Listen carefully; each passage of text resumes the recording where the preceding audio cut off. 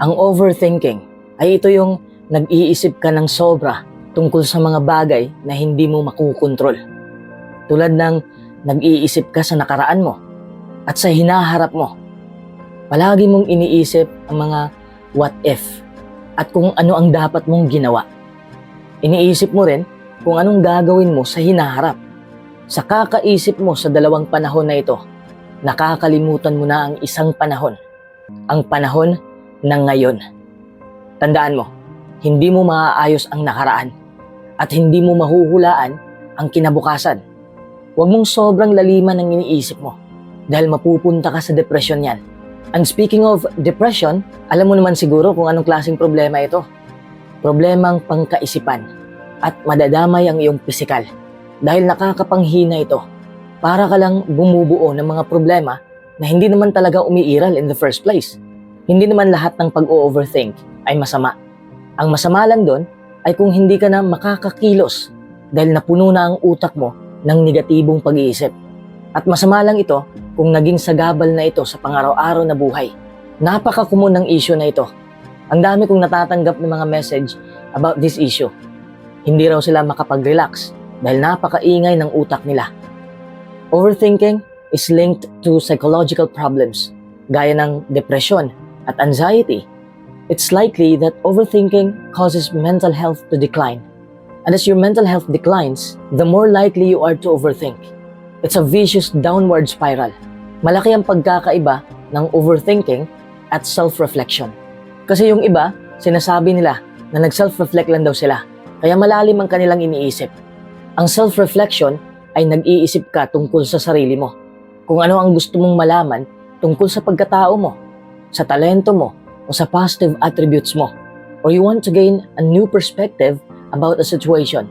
Kumbaga, may purpose ang iniisip mo. Ang overthinking naman ay nag-iisip ka sa mga bagay na hindi mo naman hawak o hindi mo kontrolado. Yan lang ang kaibahan ng self-reflect at overthink. Ang tanong ko sa'yo, naniniwala ka ba na overthinker ka? Palagi mo bang sinisisi ang sarili mo sa mga nangyari? Nagigilty ka ba sa mga nasabi mo o sa mga nagawa mo? Kung ang sagot mo sa mga tanong na yan ay oo, hayaan mo kong ipaalam sa'yo ang 7 mental tricks na ito para maitigil mo na ang pag-overthink mo. Pero bago po natin ipagpatuloy ang topic natin, gusto ko munang mag-shoutout sa mga aktibong nanonood at nagkomento sa nakaraan nating video. Shoutout kay Darwin Del Rosario. Shoutout din kay Victor Martinez. At shoutout din kay Liza Punglo. Maraming salamat sa lagi niyong pagsubaybay. Maraming salamat din sa positibong komento ninyo. Balik na po tayo sa topic natin. Number 1. Ayusin mo ang iyong pananalita. Anong ibig kong sabihin? Kapag nag-overthink tayo, parang kinakausap natin ang ating sarili ng mga masasakit na salita. Bago ka mag-overthink, isipin mo muna, ang mga salita bang ginagamit mo ay magpapalakas sa'yo o magpapahina sa'yo? Kadalasan, negatibong salita ang ginagamit ng overthinker. Sigurado na ang mga salitang ito ay magpapahina ng emosyon at mentalidad mo. Negative words that you say to yourself are holding you back and can be especially hard to change if you have never asked yourself, why do I overthink? Kausapin mo ang iyong sarili bago mo ibahagi sa ibang nararamdaman mo para malaman mo kung ano na ang nangyari sa kalooban mo. As you get closer to yourself, you build a strong relationship with your mind and thoughts. Make it a habit to control what you believe and to control what you think about. Because when you say it aloud, it becomes more of a fact than a thought. Alamin mo muna kung ano ang ino-overthink mo. Tandaan mo, ikaw ang in charge sa iyong emosyon. Kung babaguhin mo ang mga salitang nakakapinsala, magbabago ang buhay mo. Normal lang naman na mag-isip tayo ng negatibong bagay, pero hindi normal na wala man lang tayong aksyon sa mga ito. Number 2, mag-focus ka sa makukontrol mo. Kadalasan, kapag nag-o-overthink tayo, iniisip natin ng sobra ang mga bagay na hindi pa nangyayari. Naguguluhan ka sa mga bagay na yon na hindi mo naman talaga makukontrol. Magliliwanag ang isipan mo at magiging peaceful ito kung hindi ka na magpo-focus sa mga bagay na hindi mo makukontrol. Oo, nakaka-bad trip ang sitwasyon mo. Pero hindi mo naman yan mapapahinto. Hindi mo naman mahuhulaan na may mangyayari sa'yo. Di ba? Kasi nga, hindi mo kontrolado ang mga pangyayari. Kung naglalaro ka ng baraha, kapag mapangit ang baraha mo, isauli mo ba? Hindi. Kailangan mong laruin yon. Ganyan na ganyan ang buhay. Kung binigyan ka ng pagsubok, laruin mo. Hindi mawawala ang pag-o-overthink kung hanggang overthink ka lang. Kung nag-o-overthink ka, itanong mo ito sa sarili mo. Ano ba itong iniisip ko? Mahalaga ba ito sa akin o hindi? Makukontrol ko ba ito o hindi? Halimbawa, ang tagal mag-reply ng boyfriend o girlfriend mo. Anong naiisip mo? Ang dami. Baka maiba na siya. Baka nakikipag-inuman siya. Nakikipaglandian. Baka lumamig na ang feelings niya. Kahit ano-ano na lang ang tumatakbo sa isipan mo. Which is, nakakasayang ng iyong lakas. Kasi hindi mo kontrolado ang galaw ng jowa mo. Alam mo ba kung ano ang makukontrol mo? Ang opinyon mo, ugali mo, layunin mo, pangarap mo, at kagustuhan mo. Yun lang. Dapat mo yang tandaan para tumahimik na ang isipan mo. Alam mo ba ang hindi mo makukontrol? Ang mga tao, ang katawan mo.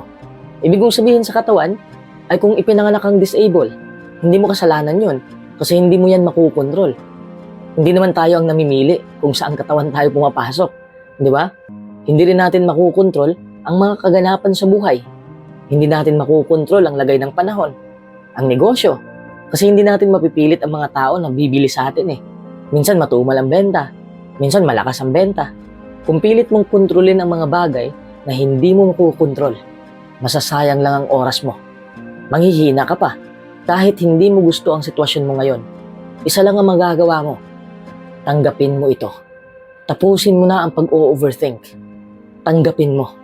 Kasi kung tanggap mo na ang sitwasyon mo ngayon, panalo ka na kagad.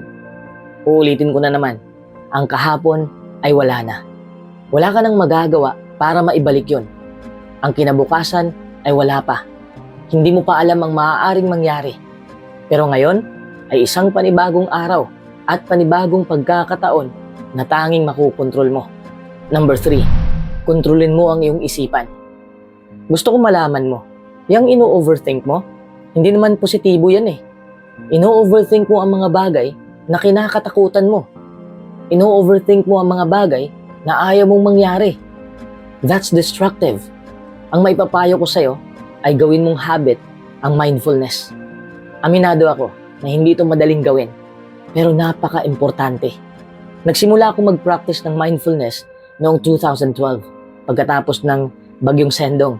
Sobrang laki ng pinsala ng bagyong yon, kaya financially broke kami.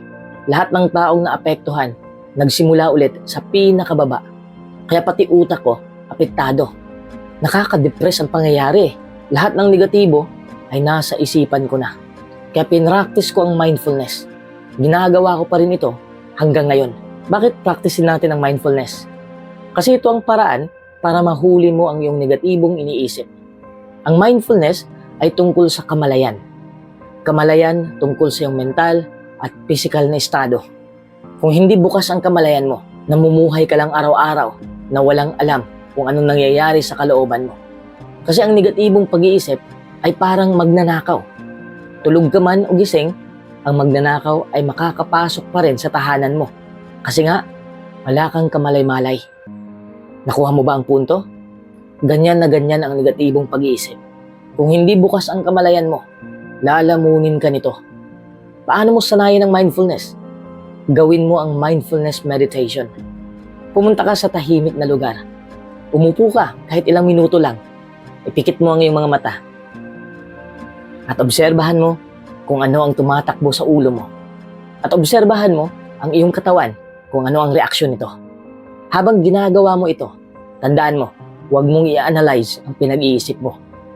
Huwag mong husgahan ang sarili mo kung bakit nagkaganito ka. Huwag kang magalit sa sarili mo. Huwag kang makisali sa negatibong kaisipan mo. Mag-obserba ka lang. Hindi naman ako perpekto.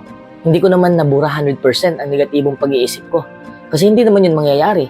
Mga 70% ay matatanggal mo. Ayos na yon. Hindi na masyadong mabigat sa isipan natin. Kung hindi na sila mabigat, kaya mo na silang kontrolin. Number 4, mag-focus ka sa magandang nangyari.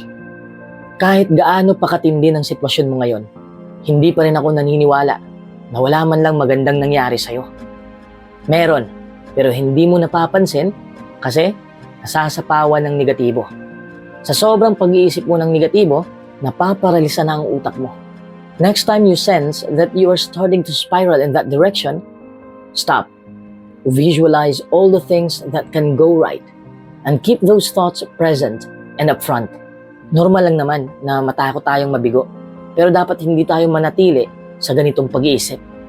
Alam ko na ang dami mong problema ngayon, pero mag-focus ka sa solusyon.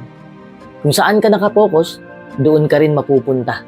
Kung negatibo ang iniisip mo, sa negatibo ka rin mapupunta. You get more of what you focus on. This is the idea behind the law of attraction. Law of attraction is a principle many high successful people believe in, which holds that the universe sends you more of whatever you are most intent on, whether negative or positive. If you're obsessing about debt, you will get more debt. If you turn your attention to income, you will get more income.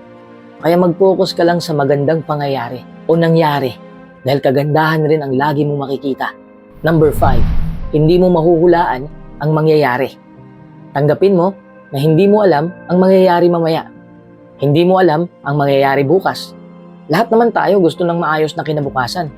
Iniisip natin kung gaano kasarap ang buhay kung magtatagumpay na tayo. Tuwang-tuwa tayong isipin yon. Magkakaroon tayo ng pag-asa.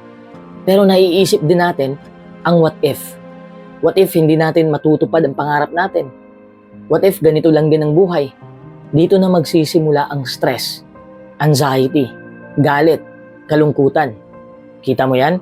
Napakalaki ng epekto ng mga bagay na hindi pa naman nangyayari. Hinuhulaan mo kasi. And it can leave you not enjoying the present moment that you are currently in. Kadalasan, maaaring hindi tumpak ang iyong mga hula kung ano ang magiging hinaharap mo.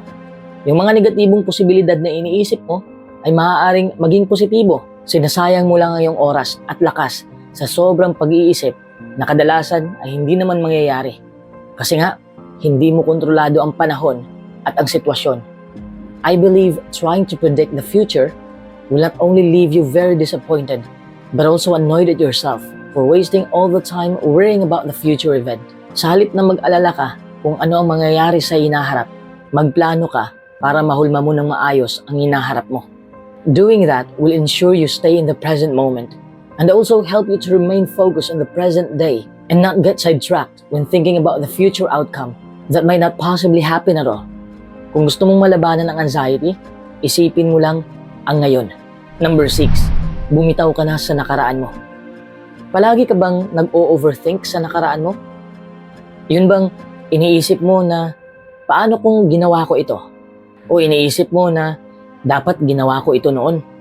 Sinasayang mo lang ang iyong lakas dahil ang nakaraan mo ay hindi mo na mababalikan. Kahit anong gawin mo, wala na ang nakaraan.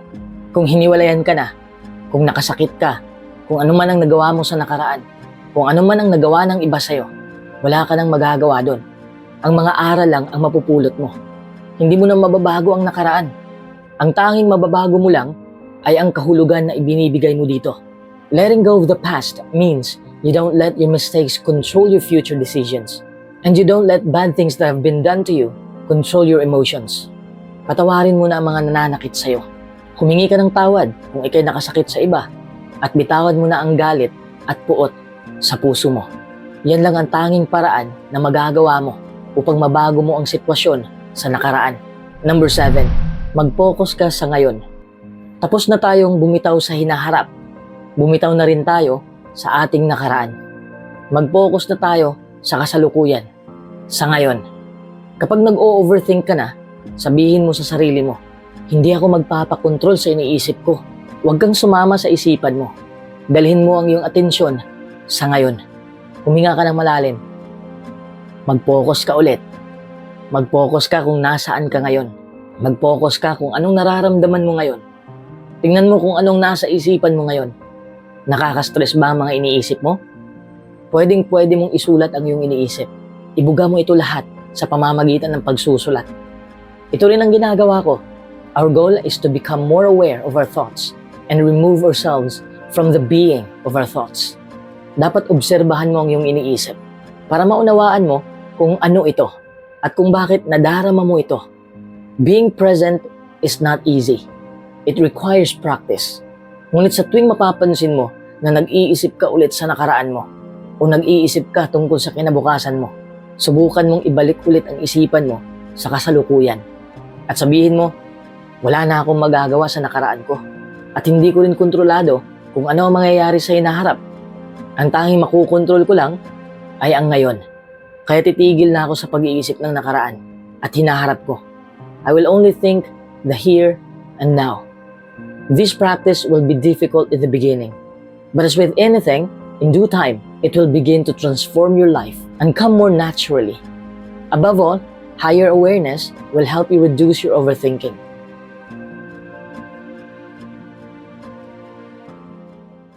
Kapag iniisip natin ang salitang positibo, ang papasok sa isip natin ay happiness. Maraming mga paraan upang maging mas positibo tayo sa buhay. Kahit nakakaranas tayo ng kalungkutan, galit o mga hamon, meron pa rin tayong kakayahan upang baguhin ang ating emosyon. At may paraan din tayo kung paano mag-isip ng tama. Sa katunayan, ang ating emosyon ay literal na binabago ang ating katawan. When we feel an emotion, our body reacts in various ways. For example, when we feel fear, our heart rate increases, our muscles tense, and we may sweat.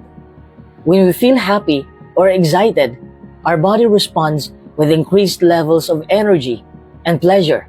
More people know the mind and body are connected. Marami sa ating mga karanasan sa buhay ay isang resulta kung paano natin binibigyang kahulugan ang nangyayari sa ating paligid. Sa halip na pigilan o subukang alisin ang mga negatibong emosyon, pwede nating bigyang kahulugan at tugunan ng mga ito sa ibang paraan. Sanayin mo na pakalmahin ang iyong isipan. Habaan mo ang iyong pasensya at pagtiyagaan mo. Magiging positibo ka rin. Kung gusto mong maging tunay na positibo, simulan mo ito sa sarili mo. Number 1. Tanggapin mo ang iyong sitwasyon. Hindi mo mababago ang iyong pag-iisip kung hindi mo tanggap kung ano ang sitwasyon mo. Kung hindi mo tanggap kung ano ang problema mo. Ang pagtanggap na meron kang mga negatibong iniisip at negatibong emosyon at ang pagtanggap na hindi ka nasiyahan kung paano mo tinutugunan ang mga ito ay makakatulong sa'yo na simulan ang proseso ng pagbabago. Huwag kang magalit sa isip at damdamin mo. Tandaan mo to. Ang mga iniisip na sumusulpot sa isipan mo at ang nadarama mo ay normal lang. Ito ay isip at damdamin lamang. Ang makukontrol mo ay kung paano bigyang kahulugan at tugunan ang mga ito. Magiging negatibo lang yon kung mali ang pangunawa mo. Ibig sabihin na ikaw pa rin ang may kontrol. Tanggapin mo rin ang mga bagay na hindi mo mababago. Halimbawa, kung ikaw ay introvert at kung pipilitin mong maging extrovert, hindi ka magiging masaya. Ang punto ko ay tanggapin mo ang sitwasyon at tanggapin mo kung ano ka. Tanggapin mo kung introvert ka o extrovert. Huwag mong piliting baguhin ang sarili mo kung may negatibong epekto naman ito sa'yo. Tanggapin mo kung sino ka talaga. You can then feel free to develop that self into the most positive self you can be. Tanggapin mo rin ang iyong sitwasyon. Kung ano ang dumadating na problema, wala kang ibang magagawa kundi tanggapin at solusyonan ang problema mo. Number 2, dapat may layunin ka. Mahirap maging positibo kung wala kang layunin sa buhay. Ang mga layunin ang nagbibigay sa atin ng isang mas positibong pananaw sa buhay. Ang pagtakda ng isang makatotohanang layunin ay maaaring makapagpapataas ng iyong kumpiyansa at mapatatag ang iyong buhay kahit hindi mo pa nakakamit kaagad ang layunin mo. Setting goals that are personally meaningful to you and align with your values will help you achieve them and will help you move forward in your life. Kahit maliit na layunin man yan, mas okay na yon kasi wala kang layunin. Magsimula ka sa maliit na layunin hanggang sa may panibago ka na namang layunin sa buhay. Kahit mabagal ka, basta't wag mo lang sukuan ang layunin mo. Dapat specific ang layunin mo. Madali namang magtakda ng layunin. Ang problema ay nahihirapan ka kung paano simulan. Kaya mas mahalaga na mag-umpisa ka muna sa maliit. Dapat positibong salita ang gamitin mo sa iyong layunin. Ipinapakita ng pananaliksik na mas malamang na makamit mo ang iyong mga layunin kung positibong salita ang gagamitin mo. Halimbawa, ang goal mo ay kumain ng healthy foods. Tapos sasabihin mo, hindi na ako pwedeng kumain ng junk foods. Yan ay hindi ka pakipakinabang na layunin. Mas lalo ka lang magigilty sa ginagawa mo. Kasi negatibong salita yan eh. Palitan mo yan ng dapat prutas at gulay lang ang kakainin ko. Yan ang halimbawa ng positibong salita. Keep your goals based on your own actions. Hindi pwedeng ikaw ang mag-set ng goals para sa iba o ang iba ang magtakda ng layunin para sa'yo. Tandaan mo na hindi mo makukontrol ang desisyon ng ibang tao at hindi rin nila makukontrol ang desisyon mo. Halimbawa, kung patitigilin mo sila sa paninigarilyo, hindi sila titigil hanggat hindi sila magpasya. Set goals that depend on what you can control. Number 3, magmahal ka. Hindi ibig sabihin na partikular lang na taong mahalin mo. Mahalin mo ang lahat ng bagay o lahat ng tao sa mundo.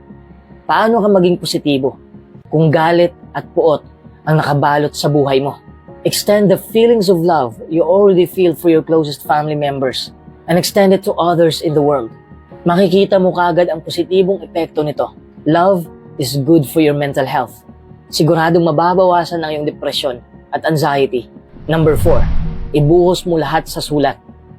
Ang dahilan kung bakit isusulat mo ay para makita mo at maunawaan mo kung ano ba talaga ang problema mo. Lahat ng emosyon mo, isulat mo. Saan ba galing ang mga kanta? Sa emosyon at karanasan ng mga manunulat. Makakatulong ang pagsusulat na makita ang lahat ng mga emotional na karanasan sa bawat araw mo. At madali mong matukoy kung saang banda ang nangangailangan ng pagsasaayos. Matutulungan ka rin itong ituon ng pansin sa iyong mga positibong karanasan upang mas malamang na alalahanin mo ito sa paglaon. Huwag mong isulat ang mga hindi mo gusto. Kapag nakapokus ka lang sa mga ayaw mo, mas lalo kang maging negatibo sa buhay. Write down what you felt without judging it as either good or bad. Bibigyan kita ng halimbawa. Nasasaktan ako dahil sinabihan akong pangit. Sa halip na yan ang isulat mo ang iyong positive response. Paano mo sasagutin yan? Sinabihan man niya akong pangit, but no one can define me or my worth. Only I can do that. O diba? Mas effective ang positive response. Try to think about how you can use these experiences as learning experiences. How can you use this for personal growth? Ano ba ang gagawin mo sa susunod pag mangyari ito? Halimbawa, sa susunod na pagsabihan ako ng masasakit na salita, hindi ako maniniwala sa sinasabi nila. Number 5, lagi kang magpasalamat. Lagi ko na itong sinasabi sa mga videos natin. Paano ka maging positibo kung hindi ka grateful sa mga bagay na nasa sayo na? Practice active gratitude. Hindi lang yan hanggang pakiramdam na lang. Dapat inaaksyonan mo rin. Ang pagpapasalamat ay may hatid na kabutihan sa buhay natin. It changes our perspective almost immediately. And the rewards keep growing the more we practice active gratitude. It helps you feel more positive and increases feelings of happiness. Ibahagi mo sa iba ang pagpapasalamat mo. Ipakita mo sa kanila na thankful ka para makadama rin sila ng ganitong klaseng enerhiya. It can also inspire positive feelings in the people you share with. Pasalamatan mo ang bagay na ikinatutuwa mo. Recognize all the little positive things that happen throughout the day. Ang daming bagay sa mundo at sa karanasan mo ang pwede mong pasasalamatan. Savor these good things. Tayo kasing mga tao, mas mapapansin pa natin ang negatibo kaysa sa positibo. Mindfully acknowledge the positive things in your life. Try to store them in your memory. Halimbawa, kapag nakakakita ka ng magandang tanawin, sabihin mo sa sarili mo, napakaganda ng moment na ito at gusto kong maiisip to palagi. Sa oras na papasok ang negatibo sa isipan mo, alalahanin mo lang ang mga magagandang bagay na nakikita mo. Number 6, dapat positibo ang iyong pananaw. Makakapagpataas ito ng confidence mo. Isipin mo na ang buhay mo ay magbabago. Huwag mong isipin na hanggang dyan ka na lang. Kung iniisip mo palagi na hindi patas ang mundo, na ang dami mong kamalian sa buhay, hindi mo mababago ang buhay mo at hindi ka maging positibo. Paano gagaan ang iyong pakiramdam kung negatibo ang pananaw mo sa buhay? Ang pagkakaroon ng positibong pananaw ay hindi ibig sabihin na wala ka nang iniisip na mga hamon sa buhay. Wala ka ng mapait na karanasan. Meron pa rin mga pagsubok kahit positibo ng pananaw mo. Pero iniisip mo na makakaya mo lahat yon. It chooses to interpret them differently. Tanggapin mo ang tunay mong sitwasyon at ihanda mo ang iyong sarili na harapin ang bawat pagsubok. Dapat mong tanggapin na hindi mo makukuha kaagad ang pinangarap mo at kailangan mo pang paghirapan ang mga ito. Number 7, huwag mong iwasan ang negatibo. Isa sa mga pagkakamali na ginagawa ng mga tao ay pinipilit nilang iwasan o binaliwala ang mga negatibong karanasan. Iniiwasan dahil masakit. Di ba? Gayunpaman, kapag pipigilan mo o binaliwala mo ang mga negatibong ito, ay talagang nakakadagdag pa ng negatibo sa iyong buhay. Hindi mawawala ang negatibo. Consider how you can reframe these experiences. May matutunan ka ba sa mga ito? Maraming mga imbintor na nagkamali ng maraming beses. Sa halip na sumuko o umayaw sila, mas lalo pa nilang pinag-aralan ang mga pagkakamaling yon. Anong resulta? Nagtagumpay ang imbensyon. Instead of letting yourself immediately respond to a challenge or negative experience with negativity, take a step back and examine the situation. What really went wrong? What is really at stake? What can you learn from this to do differently next time? Has this experience taught you to be kinder, more generous, wiser, stronger? Taking a moment to reflect on the experience rather than automatically seeing it as negative will help you reinterpret it. Number 8, gamitin mo ang iyong katawan. Ano ang ibig kong sabihin? Ang katawan at isipan mo ay konektado. Kung nahihirapan kang magpakapositibo, ibig sabihin, ang katawan mo ay wala sa tamang paggalaw. Ang postura mo ay may malaking impact sa pamumuhay mo. Try standing up straight. This is called a power pose. It can actually help you feel more confident and optimistic. Tapos ngumiti ka. Kahit masaya ka man o hindi, kapag ngumiti ka, mapapaganda nito ang iyong mood. Magsuot ka ng mga damit na komportable sa'yo. Makakapagpagaan rin yan ang mood mo. What you wear affects how you feel. Find clothes that make you feel good about yourself and wear them no matter what society tries to say about it. Number 9, mag-ehersisyo ka. Palagi ko na rin itong sinasabi. Kapag mag-ehersisyo ka, magre-release ang katawan mo ng chemicals. Ang chemical na ito ay tinatawag na endorphins. Makakatulong ito sa paglaban ng depresyon at anxiety. Mas lalo kang mapapakalma nito. Kahit 30 minuto lang ng physical activity, malaking tulong na yon. Number 10, baguhin mo ang sarili mo. Paano ka maging positibo kung negatibo ang pagkatao mo? Paano mo mababago ang paligid mo kung hindi mo mabago ang sarili mo? Create life from within. If you want more success, focus on all the ways that you're already successful. If you want more love, focus on all the people that already care about you and the abundance of love you have to give to others. If you want to create greater health, focus on all the ways that you are healthy. Focus on the good things. Number 11, huwag kang masyadong seryoso. Paano ka maging positibo kung pati maliit na bagay ay siniseryoso mo? Minsan kasi sa buhay natin, may mga maliit na bagay na akala natin ay big deal na yon. Pero noong tayo'y umiwas, na-realize natin na hindi pala.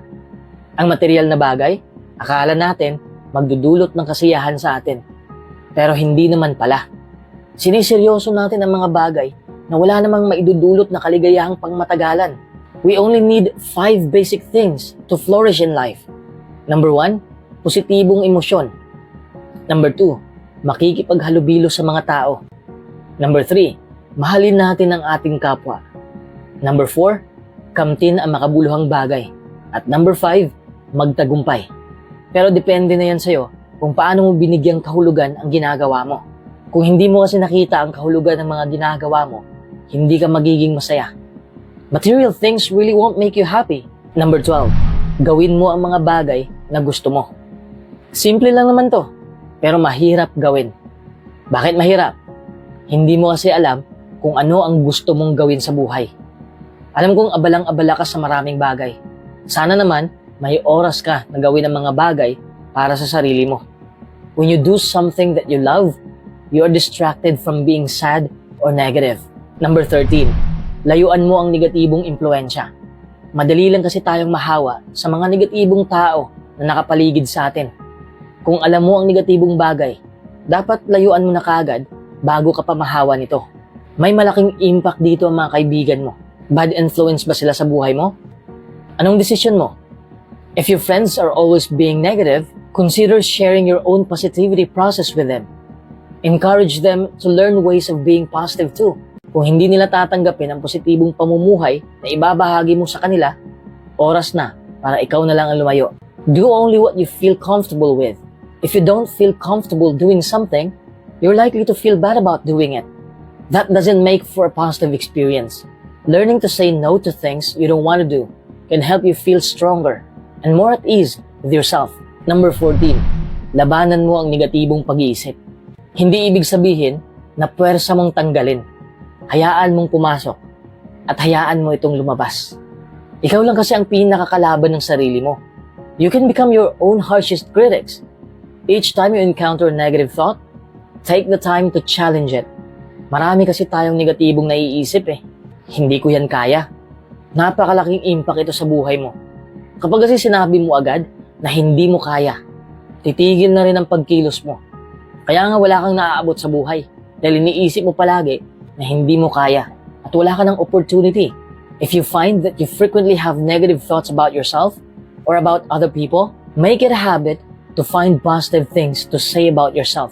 Alam kong may mahanap kang positibo sa sarili mo. Kung sinabi mong pangit ka, hindi naman siguro buong pagkatao mo ang pangit, di ba? Kung sinabi mong bobo ka, hindi ka naman siguro bobo sa lahat ng bagay, di ba? There are both positive and negative aspects in most situations. We get to choose which ones we will focus on. Kung may mga negatibo mong bagay na hindi mo mababago, tanggapin mo yon.